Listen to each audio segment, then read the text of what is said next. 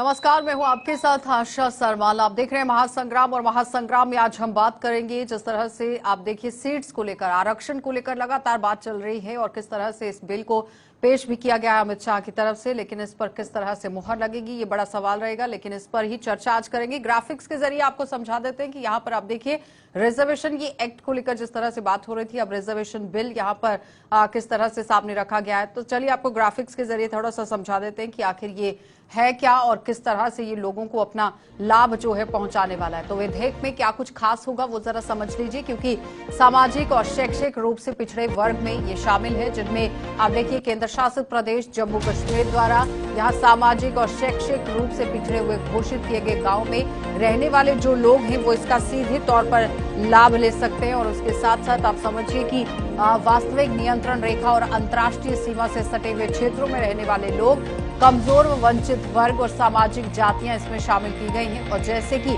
अनुसूचित यहाँ पर इसे कर दिया गया है, तो जाहिर तौर पर इस विधेयक के अंदर किस तरह से खास चीजें रहने वाली है। ये विधेयक केंद्र शासित प्रदेश जम्मू कश्मीर द्वारा घोषित जो कमजोर और वंचित वर्ग हैं उनको अन्य पिछड़े वर्गों से प्रतिस्थापित करता है। विधेयक से कमजोर और वंचित वर्ग की परिभाषा फिलहाल हटा दी गई है, लेकिन इसका किस तरह से फायदा रहेगा ये बड़ी बात है, क्योंकि पुनर्गठन संशोधन विधेयक 2023 में यहाँ पर सामने लाया गया था। 26 जुलाई 2023 को लोकसभा में ये बिल पेश किया गया था और विधेयक जो है वो जम्मू और कश्मीर पुनर्गठन अधिनियम 2019 में संशोधन इसे करता है। लेकिन उस बीच में किस तरह से ये रहेगा और इस पर जो सीट्स निर्धारित की गई हैं किसका प्रावधान कितना है, इस पर चर्चा होगी। अधिनियम जम्मू और कश्मीर राज्य के संघ में पुनर्गठन का प्रावधान करता है और साथ ही साथ यहाँ पर 2019 अधिनियम ने जम्मू और कश्मीर विधानसभा में सीटों की कुल संख्या 83 यहाँ निर्दिष्ट करने के लिए 1950 अधिनियम की दूसरी अनुसूची में इसे संशोधन किया था।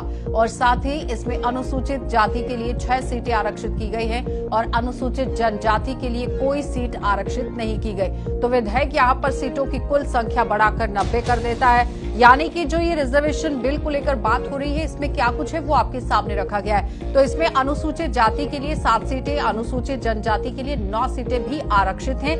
पहले किस तरह से था, अब यहाँ पर क्या कुछ कहा गया है वो देख लीजिए। यहाँ पर ये विधेयक क्या कहता है वो जरा समझ लीजिए, क्योंकि विधेयक में ये कहा गया है कि उपराज्यपाल कश्मीरी प्रवासी समुदाय से अधिकतम 2 सदस्यों को विधानसभा में नामित कर सकता है और नामांकित करने के बाद सदस्यों में से एक महिला जरूर होनी चाहिए। तो प्रवासियों को ऐसे व्यक्तियों के रूप में परिभाषित किया गया है जो 1 नवंबर 1989 के बाद कश्मीर घाटी या जम्मू और कश्मीर राज्य के किसी अन्य हिस्से में चला गया है। तो राहत आयुक्त के साथ ये पंजीकृत होना चाहिए। अब आरक्षण बिल में जो गुर्जर है उनके साथ भी पहाड़ियों को अनुसूचित जनजाति का दर्जा देने का प्रावधान रखा गया है, लेकिन प्रवासियों में ये व्यक्ति भी शामिल हैं जो किसी सरकारी कार्यालय में सेवा दे रहे हैं, जो किसी काम के लिए चले जाने से या फिर जिस स्थान पर वो रह रहे थे वे प्रवासी थे, तो उस स्थान पर अचल संपत्ति रखने के कारण पंजीकृत नहीं है, लेकिन अशांत परिस्थितियों के कारण वहां पर रहने में असमर्थ हैं। तो ऐसे लोगों को भी लाभ होने वाला है।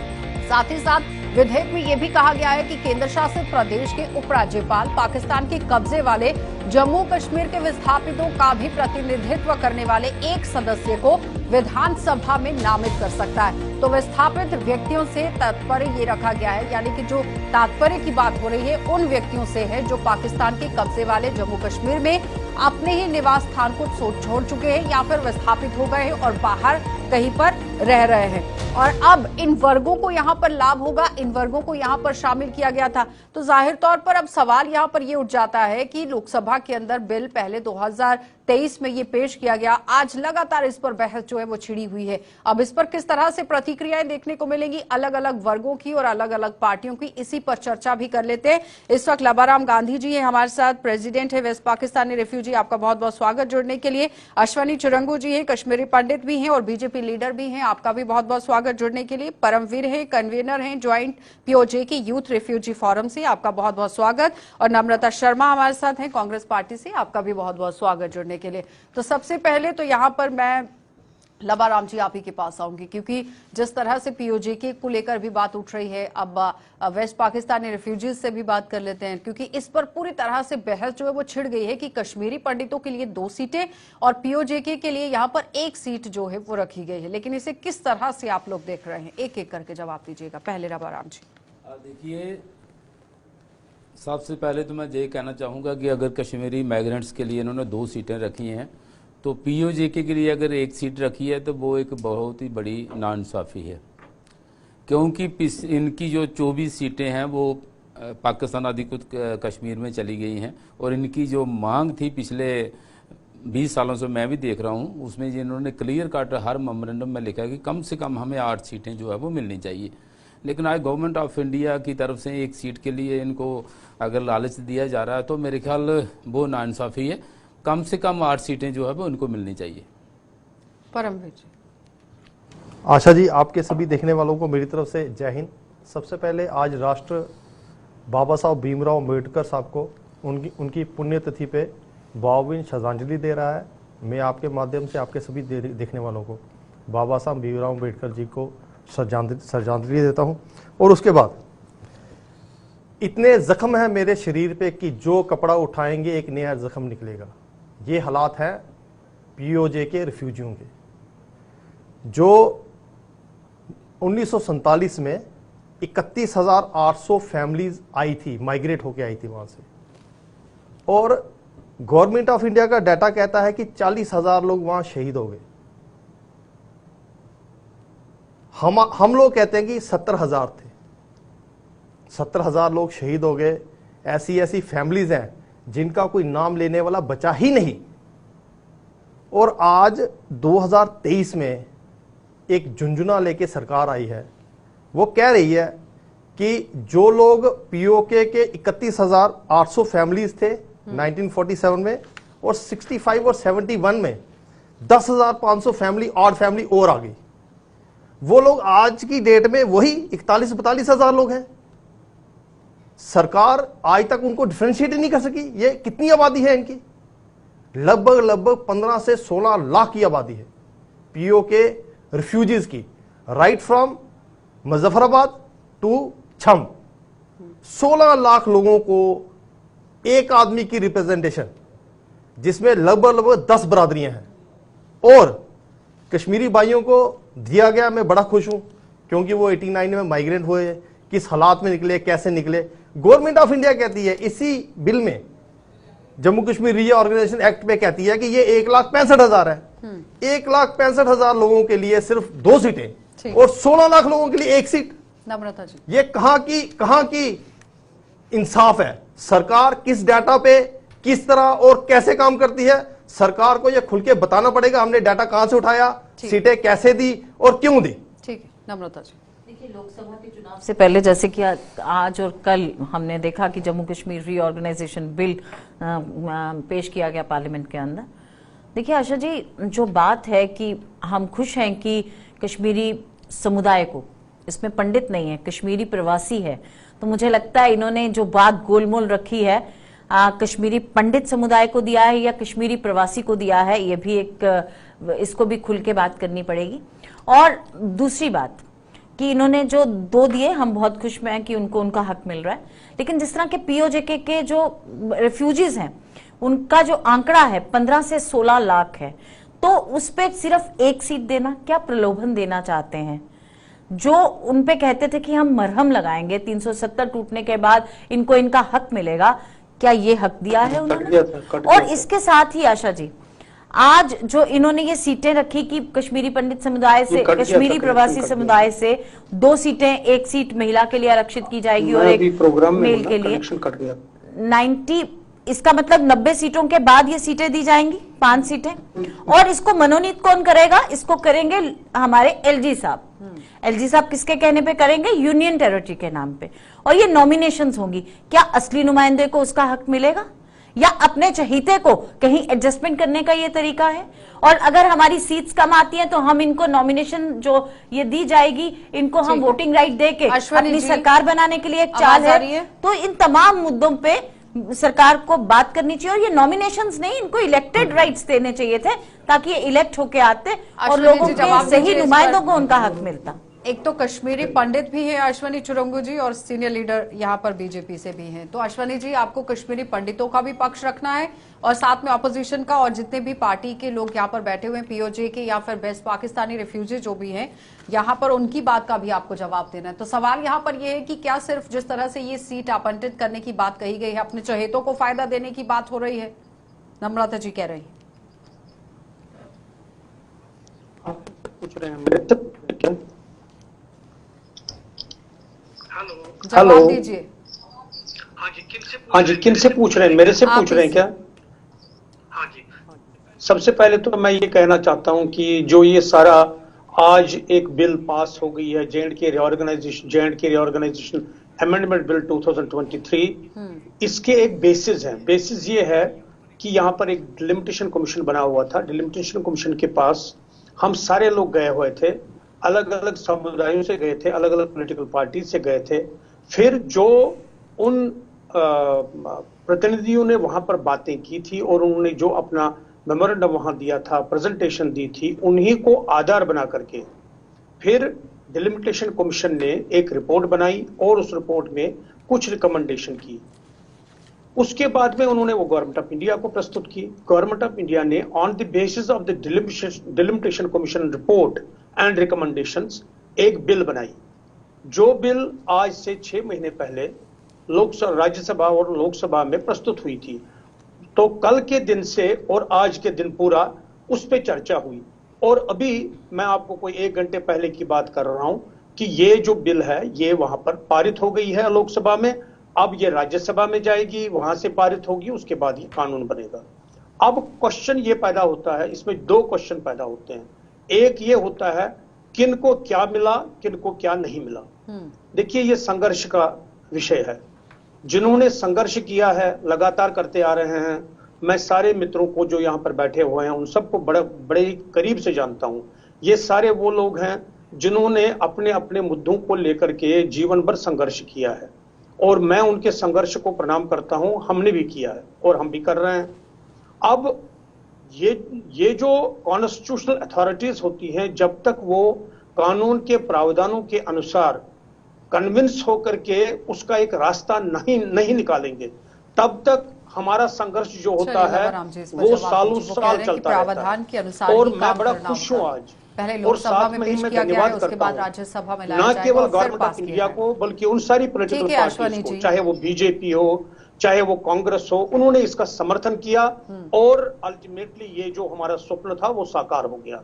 बहुत बहुत धन्यवाद। नम्रता जी पहले इस पर जवाब दीजिए। वो कह रहे हैं कांग्रेस पार्टी ने भी इस पर समर्थन दिया। बिल्कुल, मैंने आपको कहा कि हम खुश हैं कि कश्मीरी जो प्रवासी समाज है उसको उसका हक मिला है और उनको 2 सीट्स मिली। हमें उससे कोई द्वेष नहीं है। उन्होंने बहुत लंबा एक संघर्ष किया है और जिस तरह से वो प्रवासी रहे उनको उनका हक मिला। लेकिन इसके साथ ही हम ये जानना चाहते हैं कि पीओजेके के साथ जो इन्होंने वादा किया था, उनके साथ क्यों वादा खिलाफी की गई? क्या 16 लाख रेफ्यूजीज के ऊपर सिर्फ एक प्रतिनिधि ये होना चाहिए? और क्या ये नॉमिनेशंस जो हैं ये एलजी साहब द्वारा की जानी चाहिए या जो सरकार यहाँ चुनी जाएगी उस द्वारा की जानी चाहिए या यूनियन इसे करेगी? तो इस तरह के तमाम मुद्दे जो भी जम्मू कश्मीर के हक हकूक केंद्र अपने हाथ में लेना चाहता है, हम उसकी मुखालफत करते हैं। देखिए, मैं इनकी बात से बहुत हद तक सहमत हूं। सहमत मैं इसलिए हूं क्योंकि ये जो संघर्ष का रास्ता हमने लगभग समझिए अब ये 75 साल से भी ज्यादा समय का संघर्ष है और संघर्ष जिन लोगों ने किया है और जो वो लोग हैं, चाहे वो विस्थापित हों, चाहे वो वेस्ट पाकिस्तान रिफ्यूजी हों, चाहे वो कश्मीर से आए हुए विस्थापित हों, सबका दर्द एक तरह का है। मैं इसमें कैटेगराइज करके इस इशू को देखूंगा नहीं। मैं ये मानता हूं कि सबके दर्द बराबर हैं और समान हैं और सबको अपने दर्द जो उनके दर्द हैं उसी के अनुसार उनके सोल्यूशन भी आने चाहिए। लेकिन यहाँ पर सबसे बड़ी बात जो है वो ये है कि ये बात जो है कन्विंस करने के लिए हमने डिलिमिटेशन कमीशन के सामने गुहार लगानी थी। भारत सरकार इसमें कुछ नहीं कर सकता। भारत सरकार के हाथ में ये है ही नहीं। ये हाथ में है डिलिमिटेशन कमीशन के। वो कह रहे हैं जो डिलिमिटेशन कमीशन ने रिकमेंडेशन की उसी को आधार बना करके भारत सरकार ने ये किया। ठीक है अश्वनी जी, जवाब ले लीजिए। मैं अश्वनी जी की बात से सहमत नहीं हूँ कि जहाँ जो डिलिमिटेशन कमीशन जम्मू में आया उसको मेमोरेंडम तो हमने भी दिया था और मेरे ख्याल सबसे आगे हमारे लोग हैं जिनको पहली मर्तबा विधानसभा में या पंचायत में वोट डालने का अधिकार मिल रहा है। लेकिन वेस्ट पाकिस्तानी जो है आज की डेट में वो भी 1.5 लाख से कम नहीं है, लेकिन उनका कोई नामो निशान नहीं। इसके लिए मेरे ख्याल बराबर के जिम्मेवार हैं, चाहे मैं भारतीय जनता पार्टी को कहूं या गवर्नमेंट ऑफ इंडिया को कहूं। चलिए परमवीर, डिस्क्रिमिनेशन जो है अगर देखी जाए तो सबसे ज्यादा वेस्ट पाकिस्तानी रिफ्यूजीज के साथ हो रही है। अश्विनी जी जवाब दीजिए। 75 सालों के बाद आज मौका मिला है जहां वोट डालने का। इकट्ठा जवाब दे देंगे। मेरे भी सारे संघर्ष हैं, ये एक प्रकार से मैं मानता हूं, चूंकि हम जम्मू कश्मीर के लोग हैं और हमने बहुत तकलीफें सही हैं, कोई आज नहीं सही हैं, हम पिछले 80 साल से ये तकलीफें सहते आ रहे हैं और संघर्ष करते आ रहे हैं। मेरा ये मानना है कि जो आज हुआ है, ये बिल पारित हुई है, इससे हमारे संघर्ष समाप्त नहीं होते हैं, बल्कि संघर्षों में एक और आयाम जुड़ जाता है। वो ये है कि जो हासिल किया है संघर्ष खत्म नहीं हुए हैं, अभी एक आयाम और जुड़ गया। जो हासिल नहीं हुआ है उसके लिए संघर्ष करते रहिए। मेरे भाई अश्विनी चरुंगू जी ने कहा कि संघर्ष करना पड़ेगा। मेरे ग्रैंडफादर पीओजेके से आए थे, मेरे फादर भी डिमांड करते करते दुनिया से चले गए। मेरे को लगता है कि मेरे आने वाली 3 जनरेशन भी चली जाएंगी चरुंगू जी। तो सरकार प्रैक्टिकल नहीं करेगी, सरकार एक्सपेरिमेंट करेगी। दिल्ली में बैठी चाहे कोई भी सरकार है 1947 से टिल डेट, उसको ग्राउंड की रियलिटी का नहीं पता है। वो बैठ के पता नहीं कौन उसका सलाहकार है, किससे सलाह लेती है। इन्होंने कही थी डिलिमिटेशन कमीशन ने जो रिकमेंडेशन दी, पीओजेके की कम से कम 7-8 ऑर्गेनाइजेशन ने वहां पर कहा हमें कम से कम 8 सीटें मिलनी चाहिए। क्यों मिलनी चाहिए, उसके लिए जस्टिफिकेशन थी। आज आपने कहा जी 83 सीट थी 90 कर दी। जनाब मेरे ख्याल से जो सेंटर की गवर्नमेंट है उसको पता नहीं है कि पीओके हमारा हिस्सा है। वहां की 24 सीटें फ्रीज आज भी पड़ी हैं जम्मू कश्मीर असेंबली में। और जो पीओजेके रेफ्यूजी है वो लगभग 33% लोग वहां से हिजरत करके इस हिस्से में आगे जम्मू कश्मीर के, जिसमें हिंदू सिख थे, ठीक है। और उन्होंने कहा कि वो 24 में से 8 सीटें आप कम से कम डीफ्रीज कीजिए। डिलिमिटेशन कमीशन कहता है कि हम लोग ऑथराइज नहीं है आपको सुनने के लिए। हिंदुस्तान गवर्नमेंट का डिलिमिटेशन कमीशन कहता है कि हम लोग ऑथराइज नहीं है इस बात को सुनने के लिए। तो डिलिमिटेशन कमीशन ने फिर कैसे रिकमेंड किया कि 1 सीट दे दो। अश्विनी जी जवाब दीजिए। हमें पीओजे के रिफ्यूजियों के लिए कम से कम 10 से 12 सीटें चाहिए, क्योंकि सारी बात यह रविंदर रैना जी है बीजेपी के प्रेसिडेंट, वो एमएलए रहे हैं, वो भी पीओजे के रिफ्यूजी हैं। क्योंकि वो जिस असेंबली से जीते हैं वहां पर सिर्फ पीओजेके के लोग नहीं है, वहां पर सभी जम्मू कश्मीर के लोग हैं, जम्मू के लोग हैं। और पीओके के रिप्रेजेंटेटिव असेंबली में चाहिए ताकि 26 लाख लोगों की गुहार असेंबली में लगाई जाए और उनको उनका हकूक दिए जाए। और इससे मैंने एक चीज और जोड़नी है मैडम, मैंने एक चीज और जोड़नी है। एक पार्लियामेंट्री कमेटी बनी। मैं इस पर थोड़ा सा स्पष्टीकरण देता हूं। चरंगू जी लेट मी फिनिश। मैंने एक बात और करनी है। 26 लाख का आंकड़ा वो बता रहे हैं। मैंने एक बात और करनी है। आप ये देखिए, एक पार्लियामेंट्री कमेटी बनी, एक पार्लियामेंट्री कमेटी बनी जिसको हेड किया लीडर ऑफ अपोजिशन ने। कांग्रेस की सरकार थी, लीडर ऑफ अपोजिशन थे वेंकैया नायडू जी। 183rd रिपोर्ट है पार्लियामेंट की, उसमें क्लियर कट लिखा गया है कि पीओके रिफ्यूजियों को 10 से 12 सीटें दी जाए। इनको कश्मीरी पंडितों के पैटर्न पे 8500 जॉब्स पीओजे के रिफ्यूजियों के लिए लाई जाए। हर पीओजे के रिफ्यूजी फैमिली को 30 लाख रुपया दिया जाए। और गवर्नमेंट हमें क्या दे रही है 2023 में? अगर वेंकैया नायडू जी बीजेपी के प्रेसिडेंट रहे हैं, आरएसएस के कद्दावर नेता हैं, अगर उनकी दी हुई रिपोर्ट को अगर आज की सरकार इंप्लीमेंट नहीं करती है तो इसका मतलब दाल में कुछ काला नहीं है, सरकार बायस है। ठीक है परमवीर जी, चलिए जवाब दीजिए। मैं इनकी सारी मैंने पहले ही कहा, मैं इनकी सारी बातों से सहमत हूं, लेकिन यहां क्वेश्चन पॉलिटिकल नहीं है, यहां क्वेश्चन कॉन्स्टिट्यूशनल है। मैं क्यों कह रहा हूं कॉन्स्टिट्यूशनल है? क्योंकि कॉन्स्टिट्यूशन के हिसाब से हमने डिलिमिटेशन कमीशन जो है वो बनाया था, और डिलिमिटेशन कमीशन के सामने हमने अपनी बात रखनी थी और उन्होंने रिकमेंडेशंस देनी थी। अब जो उन्होंने किया है अक्षरशः जैसे कि डिलिमिटेशन कमीशन ने किया है वैसा ही सरकार ने किया है। उसने सरकार ने वही किया है जो डिलिमिटेशन ने उन्हें करने के लिए कहा था। नंबर 1। नंबर 2, आज और कल जब लोकसभा में बहस हो रही थी वहां कोई पॉलिटिकल पार्टी ऐसी नहीं थी जिन्होंने डिलिमिटेशन कमीशन की रिकमेंडेशंस को गलत कहा, कम कहा या ज्यादा कहा। उन्होंने जो बिल आई थी उसको यूनानिमसली वहां आज पारित कर दिया। अब ये सवाल बनता है पॉलिटिकल। कॉन्स्टिट्यूशन तो जो होना था वो हो गया। अब पॉलिटिकल क्वेश्चन क्या है? पॉलिटिकल क्वेश्चन ये है कि जो 24 सीटें जम्मू कश्मीर की विधानसभा में पाक ऑक्युपाइड जम्मू एंड कश्मीर के डिस्प्लेस्ड लोगों के लिए रखी गई है, उसके लिए संघर्ष शुरू होना चाहिए और भारत सरकार को उसके लिए कन्विंस करना पड़ेगा कि उन 24 सीटों को जो है उनको एक फंक्शनल 24 सीटें बनाएं और जो नम्रता जी इस पर जवाब दीजिएगा। पाक ऑक्युपाइड जम्मू कह रहे हैं कि कश्मीर किसी से भी रहते ऑपोजिशन हैं, जहां जम्मू कश्मीर में रहते हैं, बहस और देखिए, बात उनके नहीं लिए की वो है। रखी जाए, बिल को उनके लिए पारित वो कर सुरक्षा दिया गया रखी है जाए। लोकसभा के अंदर। ठीक है अश्वनी जी, लेकिन अश्वनी जी एक सवाल आपसे भी रहेगा। कश्मीरी पंडित भी आप हैं, लेकिन कुछ कश्मीरी पंडितों के नुमाइंदे हैं, वो कह रहे हैं कि हमें 2 सीटें नहीं चाहिए, उन्हें इलेक्टेड मेंबर चाहिए, वोटिंग का राइट उनके पास है, वो वोट डालना चाहते हैं और अपना मनपसंद यहाँ पर जो नुमाइंदा है वो लाना चाहते हैं। आशा जी इस पे पहले इस बारे में मैं एक स्पष्टीकरण दूंगा जी। हम ये जो अभी हुआ है ये एक बेस लाइन है। अगर वो ये चाहते हैं जैसे कि उन्होंने अपनी डिमांड रखी है, उसके लिए उनको संघर्ष करना चाहिए, करें संघर्ष आगे। जितना हाथ में आया है वो तो हाथ में ले लीजिए, जो हाथ में नहीं आया है उसके लिए संघर्ष करिए, उसके लिए आंदोलन करिए, उसके लिए मूवमेंट चलाइए। नो प्रॉब्लम, हम उसके लिए भी तैयार हैं और मैं स्वागत करूंगा अगर इसके लिए कोई आगे कदम बढ़ा करके, जैसे कि हमने किया। ये जो अभी हासिल हुआ है ये एक दो दिन में नहीं हुआ है, के अंदर ये 30 सालों का संघर्ष है, उसके बाद में हासिल हुआ है। मैं उनसे निवेदन करूंगा कि वो अपने संघर्ष को आगे बढ़ाएं। देखिए, मैं आज जिस तरह से ये सीटों का आवंटन इन्होंने किया है, इन्होंने कहा कि वहां ऑपोजिशन पार्टीज ने नहीं कहा, ऑपोजिशन की आवाज को किस तरह से दबाया जाता है और कुचला जाता है चरंगू साहब, ये हमने पिछले 2014 के बाद सिलसिलेवार तरीके से देखा।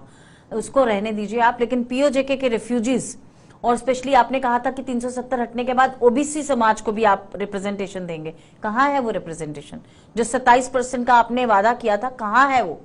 और आज आप कह रहे हैं कि कश्मीरी पंडित समाज, हमें बहुत खुशी है कि कश्मीर प्रवासियों को उनका हक मिला, लेकिन अगर ये डिमांड करते हैं तो आप कह रहे हैं कि इन्होंने अपनी बात को अच्छी तरह से टेबल नहीं किया उसके आगे। तो डिलिमिटेशन कमीशन थी कहां? वो तो बीजेपी की कमीशन थी जिसे बीजेपी के ऑफिस में बैठ के बनाया गया। जिस तरह से डिलिमिटेशन के ऊपर सवाल उठे और बिल्कुल जायज सवाल उठे, आपने जहां आपका मन था आपने पुंछ का इलाका अनंतनाग से जोड़ दिया, तमाम बॉर्डर एरिया आपने रिजर्व कर दिया और किस तरह से तोड़ मरोड़ करके कहीं का हिस्सा कहीं जोड़ दिया कॉन्स्टिट्यूएंसीज में। तो डिलिमिटेशन कमीशन पे तो अपने आप सवालिया निशान थे, लेकिन बहरहाल फिर भी हमें उम्मीद थी कि जो 25 लाख इन्होंने कहा कि 25 लाख का आंकड़ा पीओजी पे है, लेकिन 16 लाख तो ये भी मानते हैं कि है। क्या 16 लाख पे एक नुमाइंदा आप मानते हैं कि जायज है? तो जो गलत, और इससे पहले भी कश्मीरी पंडित समाज को, जो विभिन्न पॉलिटिकल पार्टीज यहाँ पे जो रही हैं, उन्होंने कश्मीरी पंडित समाज को उनका नुमाइंदा दिया है, चाहे विजय बुकाया जी दिए, चाहे हमें पीएल हांडू जी दिए। लगाया गया, निशाना साधा गया कि ये सारी भूल पंडित जवाहरलाल नेहरू के समय में हुई है, उनकी तरफ से ये सारी भूल है जिसका खामियाजा जम्मू कश्मीर को भुगतना पड़ा। देखिए उनके पास, देखिए ये गिलास मैं उठाऊंगी ना आशा जी, ये गिलास गिर भी सकता है और ये गिलास मेरे मुंह तक भी जा सकता है, लेकिन उठाने की कष्ट तो करूंगी। जिसने इस देश को बनाया, नहीं मेरी मैं बात का जवाब देना चाहती हूँ। जवाहरलाल नेहरू जी को आर्किटेक्ट ऑफ इंडिया कहा जाता है। उन्होंने इस देश की जो आज रूपरेखा है उसको बनाने में अपनी बहुत बड़ी भूमिका निभाई, संघर्ष किया, कितने साल जेल में रहे, आज ये उस पर प्रश्न चिन्ह लगाते हैं। और फिर मैं कल अमित शाह जी को सुन रही थी, एक देश में 2 प्रधानमंत्री नहीं हो सकते। कहाँ है 2 प्रधानमंत्री? 1974 में इंदिरा जी ने उस प्रधानमंत्रीशिप को खत्म किया था जम्मू कश्मीर से, तो कांग्रेस ने कोई 2 प्रधानमंत्री नहीं दिए थे। रही बात 2 झंडों की, तो 2 झंडे और उसके साथ आप उसको खत्म कर सकते थे, लेकिन आपने लोगों की जॉब्स को भी खत्म किया, लोगों की लैंड की राइट्स को भी ले लिया। तो ये तमाम मुद्दे हैं जिसपे बीजेपी को के पास जाना आने वाले चुनावों में जवाब देना होगा। नहीं घुमाना है नम्रता जी, जल्दी से जवाब दीजिए इस पर चिरंगू जी। देखिए, मुझे केवल इतना कहना है कि मैं constitutional authority, constitutional institution, delimitation commission of India ने जो किया है और उसके बाद में जो भारत सरकार ने उनके रिपोर्ट को इंप्लीमेंट किया है, मैं उस पर कोई टीका टिप्पणी नहीं करना चाहूंगा। उसका कारण यह है कि यह एक राजनीतिक विषय नहीं है। हाँ, राजनीतिक विषय यह है कि क्या पंडित जवाहरलाल नेहरू जम्मू कश्मीर के हालातों के लिए, जम्मू कश्मीर के जो लोग हैं उन्होंने जो सहा है, क्या उसके लिए वाकई जिम्मेदार हैं? हाँ, मैं मानता हूं वो जिम्मेदार थे। और केवल वही नहीं है, गांधी जी,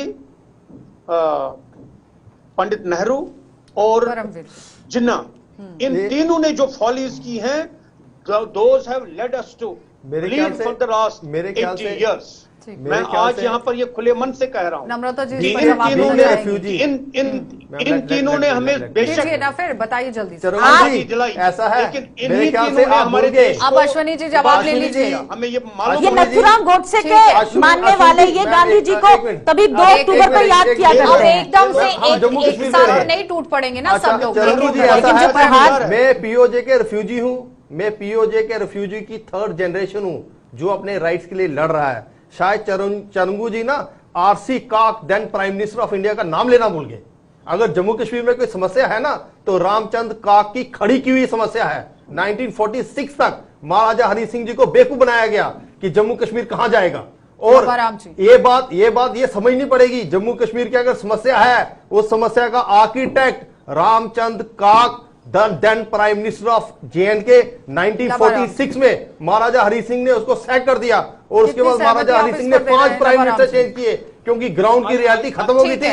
और उसी गलती की वजह से मेरे पीओ के रिफ्यूजी 40,000 लोग वहां पर मारे गए, 40,000 लोग मारे गए। अगर पीओजे के रिफ्यूजी वहां पर ना लड़ते, आज हिंदुस्तान पठानकोट के पास होता। अश्विनी जी, ना आप यहाँ बैठे होते, ना मैं यहाँ बैठा होता। इस चीज का ध्यान रखिए। और पीओजे के रिफ्यूजी को गवर्नमेंट ऑफ इंडिया को उसके अधिकार देने पड़ेंगे, कुछ भी करके देने पड़ेंगे। अश्विनी जी, गलतियां तो हर सरकार से होती हैं और होती रही हैं, लेकिन आज की जो डिबेट है इसमें मेन मकसद ये है कि जो सीटों का बंटवारे पे बात हुई है, इसमें जो डिस्क्रिमिनेशन है इसको कैसे दूर किया जाए। मेरे ख्याल में देखिए सबसे ज्यादा नाइंसाफी अगर हुई है तो वो वेस्ट पाकिस्तानी रिफ्यूजी के साथ हुई है। देखिए लबाराम जी, आप और मैं, हमने कई संघर्ष इकट्ठे किए हैं।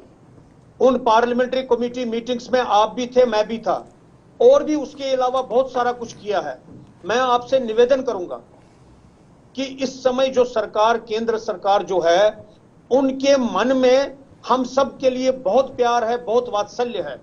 आप अपने संघर्ष को प्रधानमंत्री के दरवाजे तक, आप अपने संघर्ष को होम मिनिस्टर के दरवाजे तक, मतलब चरंगू साहब ये मानते हैं मैं आपके आज तक वो जानते ही नहीं कि उनकी क्या दशा है।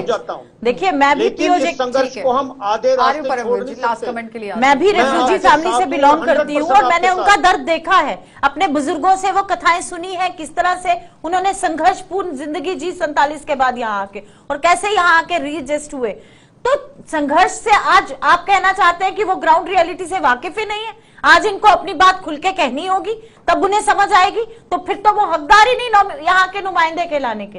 तो मुझे लगता है अगर वो हकदार नहीं तो फिर वो इस तरह से, तभी तो बेइंसाफी हुई है। आप मुझे बताइए, क्या ये जस्टिफाई किया जा सकता है इन्होंने अपनी बात रखी या नहीं रखी? क्या केंद्र सरकार नहीं जानती कि कितना नंबर है पीओजे का, और क्या उसके नंबर के हिसाब से उनको उनका हक नहीं मिलना चाहिए था? आज ये आवाज उठाने की जरूरत ही क्यों पड़ी? क्यों हमेशा से जम्मू कश्मीर को सिर्फ एक वोट बैंक की पॉलिटिक्स की तरह यूज किया जा रहा है? देखिए, ऐसा है, मैं पीओजे के रिफ्यूजी हूं और मुझे 1947 से लेकर 2023 तक, आज तक हिंदुस्तान की सक्सेसिव गवर्नमेंट्स ने, चाहे वो कांग्रेस की नेहरू जी की सरकार थी, चाहे आज बीजेपी की मोदी जी की सरकार है, इन्होंने फॉर ग्रांटेड लिया है। इन्होंने हमें कभी इस मेन स्ट्रीम का हिस्सा ही नहीं समझा। आज और डिलिमिटेशन कमीशन कह रहा है कि हम ऑथराइज ही नहीं है आपको सुनने के लिए। तो फिर बताओ ये एक सीट कहां से आई? हमारी जितनी भी ऑर्गेनाइजेशन हुई है वहां पर गई और हमने सारी ऑर्गेनाइजेशन पिछले 2-3-4 महीने में इकट्ठी की, सभी एक मंच पे आए। ये भी बदकिस्मती है कि सभी लोग अपना अपना राग अलाप रहे हैं मेरे यहाँ पर, और सरकार को एक्चुअल हकीकत देखनी चाहिए थी। उसी का फायदा लिया जा रहा है। लबाराम जी, अश्विनी जी, इससे तो अच्छा होगा कि आप भारतीय जनता पार्टी के जहां नुमाइंदे भी हैं, कश्मीरी पंडित भी हैं, और आप लगातार हमारे साथ जद्दोजहद में शामिल भी रहे हैं। हमारा जो इशू है हमें भी एक क्या बोलते हैं कि जूझ किया जा रहा है। हमें जम्मू कश्मीर की नागरिकता चलिए देके जवाब दीजिए आज रघु जी, की तीनों कैटेगरी की बात का लोग जवाब बने हैं। दीजिए। वो कह रहे हैं कि क्या लेकिन- जम्मू कश्मीर को लेकिन सिर्फ बड़े पॉलिटिक्स अफसोस के की लिए बात वोट है कि बैंक के वेस्ट लिए इस्तेमाल पाकिस्तानियों किया का जाता कहीं है पे कोई नाम नहीं और वो आया। कह रहे हैं कि अगर इसकी डिलिमिटेशन इसकी हुई तरफ है भी तो ध्यान देने की ऑथराइजेशन जरूरत है। किसको करनी थी, कहां से करनी थी और एक सीट वो कहां से आई है? वो और आई लबाराम कहां जी से? कह रहे अगर हैं कि उनके डिलिमिटेशन हकों कह को रही लेकर है क्या? कि मैं ऑथराइज नहीं हूं आपको चलिए, सुनने के हो लिए, गया, फिर एक ठीक सीट है। कहां से आई? चिरंगू जी जवाब चिरंगू दीजिए जी, इसका जल्दी से। जवाब दीजिए। देखिए, इस मामले में मैंने पहले ही कहा, मेरा पहला ही पॉइंट ऑफ व्यू था और मेरा ये लगातार है। व्हाटएवर जो भी आप कह रहे हैं मैं उससे 100% सहमत हूं। मेरे को सर, 10 सहमत लेकिन होने साथ से में मैं क्या एक और होता है? बात मुझे कहता 10 हूं। सेकंड चाहिए। नहीं, मैं। अभी और नहीं साथ मिलेगा में मैं समय। एक और बात कहता हूं कि चिरंगू हम जो जी, तकलीफें सहमत सह होने रहे से क्या हैं, मिलता है? कोई ऐलान हो सकता है, पिछले उसके अंदर कोई हाँ, आप प्रावधान सुनिए किया पहले जा जो मैं सकता कह है, रहा हूं। इस तरह से बताइएगा।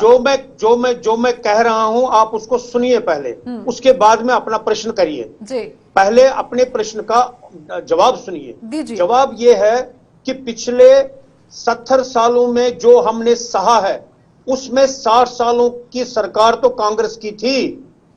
ये कांग्रेस को जवाब देना होगा, उन्होंने ऐसी सिचुएशन क्यों पैदा आज की। जिस जिना का अब आप नाम पिछले ले रहे 10 हैं, साल से आपके जो हम नेता कर रहे उन्हें हैं, सेकुलर नेता उसकी कैसे परिणति आपने ये कहा? हुई है कि मिलेगी थोड़ा जनता बहुत को? थोड़ी किसने बहुत कहा था राहत कि वो हमें मिली सेकुलर है। नेता है? चिरंगू जी, बाकी आने वाले जो समय में हर कांग्रेस ने किसी को पाप राहत किए मिलेगी हैं, कि हम नहीं? वही डो रहे हैं। क्योंकि पीओजे के हम कह वही रहा साफ है कर कि रहे एक हैं। सीट नहीं, जो- 8 से जो 10 आप जो सीटें बोल रहे चाहिए। हैं आज उसको तक काटने किया वाला हुआ भी है, कोई नहीं होगा। सर्वनाश जो किया जहर के हुआ है, बीज उसी आपने को देश ठीक भर कर के रहे हैं। अंदर चलिए, बोए बहुत बहुत हैं, धन्यवाद जो आपने अश्वनी divide and चिरंगू rule जी जुड़ने के लिए। नम्रता जी आपका भी धन्यवाद, लबाराम जी आपका भी धन्यवाद और परमवीर जी आपका भी धन्यवाद। तो फिलहाल आपने देखा कि किस तरह से बिल को लेकर बहस जो है वो लगातार छिड़ गई है, लेकिन अब देखना ये होगा कि ऑपोजिशन पार्टियां और पीएजी के जो रेफ्यूजीज हैं और साथ ही साथ वेस्ट पाकिस्तानी रेफ्यूजीज हैं वो इसे किस तरह से ले रहे हैं, क्योंकि कई लोगों की तरफ से इसका वेलकम भी किया जा रहा है, कई लोगों की तरफ से इस पर रोष भी व्यक्त किया गया है। लेकिन आने वाले समय में सरकार किस तरह से कदम उठाती है ये देखना बहुत बड़ी बात है। आप देखते रहिए कार्यक्रम।